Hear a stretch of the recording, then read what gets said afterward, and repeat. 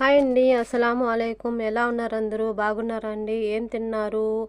నేను ఒక ఐటెం చేస్తున్నానండి. ఐటెం అంటే తిన్నాటికి ఒక రెసిపీ చేస్తున్నాను.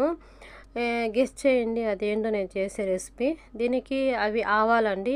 ఆవాలు, జీలకర్ర, ఎండుమిరపకాయలు, చిన్న చిన్న బుడ్డి బుడ్డి ఎండుమిరపకాయలండి. హ్మ్, ఇది అంటే నూనె. నేనేం చేశాను గెస్ చేశారా మీరు? పసుపు పొడి అండి. ఇది పసుపు పొడి. ఇంకా దీనికి కావాల్సింది ఏమేం కావాలో అన్నీ నేను ప్రిపేర్ చేసుకున్నాను. కొంచెం నూనె కొంచెం వేడైన తర్వాత నూనె దాంట్లో ఆవాలు వేసాను అండి. ఆవాలు వేసిన తర్వాత మిరపకాయలు, సన్న మిరపకాయలు వేసాను, కొంచెం జీలకర్ర వేసాను. తర్వాత ఏంటంటే అది గిన్నెలో ఉండింది కదా, అది లెమన్ రైస్ అండి, అంటే నిమ్మకాయ జ్యూస్ అండి, నిమ్మకాయ జ్యూస్. ఆ నిమ్మకాయ జ్యూస్ దాంట్లో వేసేసాను. తర్వాత అండి పసుపు పొడి అండి, పసుపు పొడి వేసాను. బాగా కొంచెం ఉప్పు కూడా వేసానండి, సాల్ట్ అంటే మనకు తగినట్టు కొంచెం సాల్ట్ వేసాను. మొత్తం బాగా మిక్స్ చేయాలి, ఎందుకంటే ఆ సాల్ట్ దాంట్లో కరిగిపోయినంత.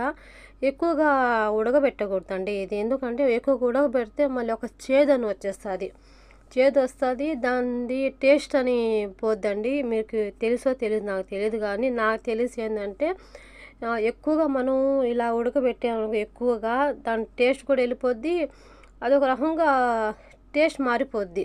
కొంచెం వాటర్ వేసానండి, ఎక్కువ వాటర్ వేయలేదు, కొంచెం వాటర్ వేసాను, ఎందుకంటే కొంచెం ఉప్పు కరగాలి కదా, అందువల్ల అండి. వైట్ రైస్ అండి, వైట్ రైస్ చేసి పెట్టుకున్నాను. ఫస్ట్ అని వైట్ రైస్ చేశాను.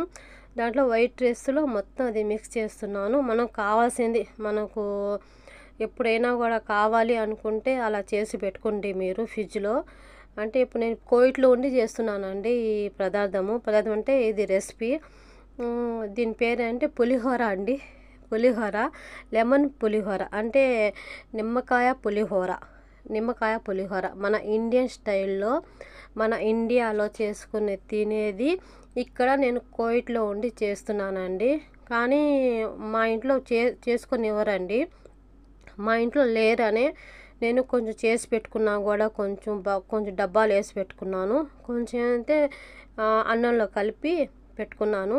మనకి ఎప్పుడు కావాలంటే అప్పుడు అది కలుపుకొనైనా, అన్నం వైట్ రైస్ కలుపుకొనైనా పెట్టుకొని తినొచ్చండి. తర్వాత ఏంటంటే నేను పప్పులు వేయలేదండి. పప్పులు వేస్తే మనం పెడతాం కదా, అప్పుడు కొంచెం మెత్తగా అయిపోద్ది. అందువల్ల ఏంటంటే నేను అన్నం తినేటప్పుడు, అంటే అది ఆ పులిహోర తినేటప్పుడు అంటే దానిపైన పప్పులు వేసుకొని అప్పుడు తింటానండి. ఎందుకంటే అలా వేసి పెట్టేస్తే కొంచెం మెత్తగా అయిపోతాయి, దానివల్ల ఇలా తింటే కరుంబురంగా కొంచెం బాగా టేస్ట్గా ఉంటుందండి.